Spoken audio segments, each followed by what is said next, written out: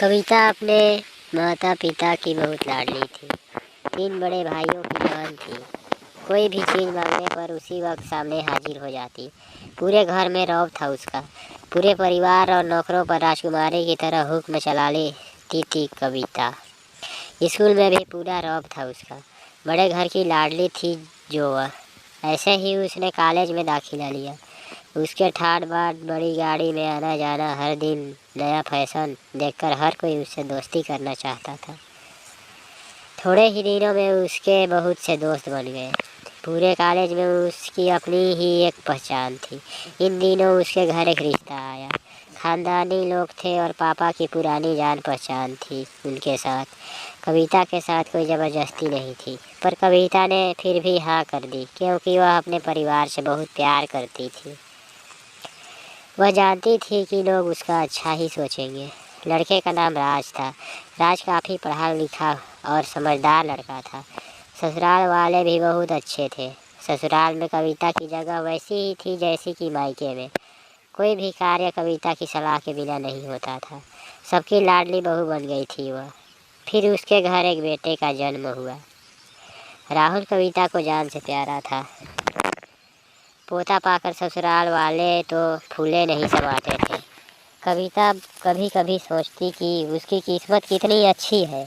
उसका हर अपना उसे कितना प्यार करता है। चाहे जीवन में कैसा भी समय आए, मेरे अपने हमेशा मेरे साथ है। मैं कभी अकेली नहीं हो सकती। इतनी खुशकिस्मत हूँ मैं। पर शायद कविता की खुशियों को उसकी अपनी ही नज़र लग गई थी। एक दिन वह मायके जाने की जीत कर बैठी। रास्ते में उनकी गाड़ी अन्य गाड़ी से टकरा गई।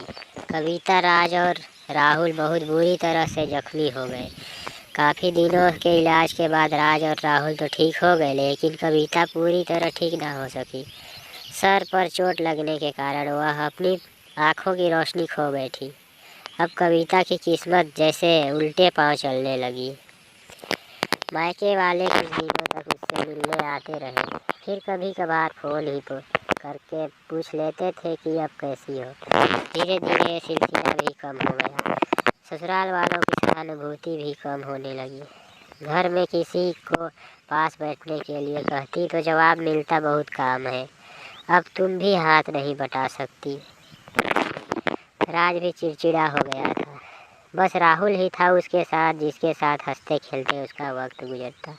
एक दिन कविता के हाथ से कुछ सामान गिर गया, जिसकी वजह से राहुल को हल्की सी चोट लग गई। कविता के सास ससुर ने राहुल को उससे अलग कर दिया कि कहीं उसके ना देखने की वजह से बच्चे का कोई नुकसान ना हो।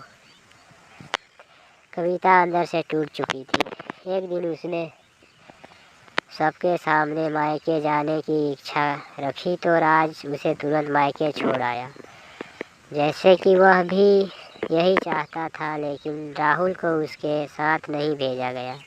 कविता कभी राहुल से दूर नहीं रही थी, पर अपनी कमी के कारण उसे ज़्यादा बहस नहीं की। कविता को लगा कि वह 3-4 दिन वहाँ रहेगी तो थोड़ा हवा पानी बदल जाएगा, क्योंकि वह कितने दिनों से कहीं भी बाहर नहीं गई थी। घर वाले भी इतने दिनों बाद उसे देखकर कितने खुश होंगे। कविता के घर पहुँचने पर सब लोग बहुत खुश हुए। खाने में सब कुछ कविता की पसंद का ही बना था। उसने अपने मम्मी पापा और भाई भाभीयों से दिल खोल कर बातें की। उनके छोटे छोटे बच्चे भी बुआ के साथ घुल मिल गए थे। रात को सोने के वक्त जब वह कपड़े बदलने लगी तो उसे पता चला कि उसका बैग तो बहुत भरा हुआ था। वह सब समझ गई। वह बहुत उदास हो गई।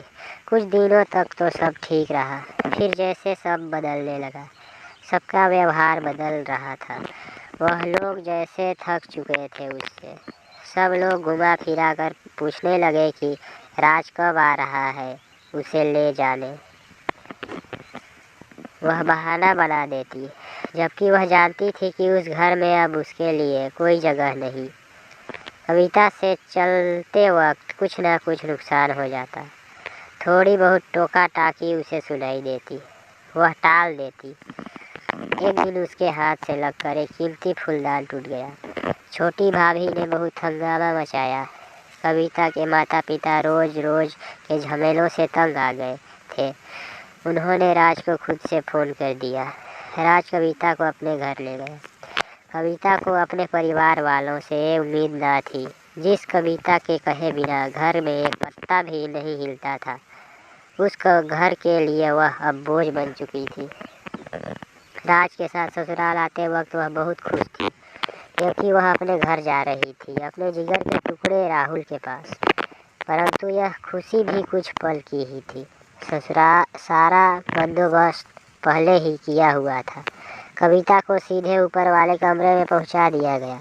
राहुल से दूर रहने की सख्त चेतावनी दी गई। एक काम वाली लता को उसकी जिम्मेदारी सौंपी गई, जो उसके खाने पहनने जैसी ज़रूरतों का ध्यान रखती। कविता ज़्यादातर चुप ही रहती। कभी कभी काम वाली लता से थोड़ा बतिया लेती।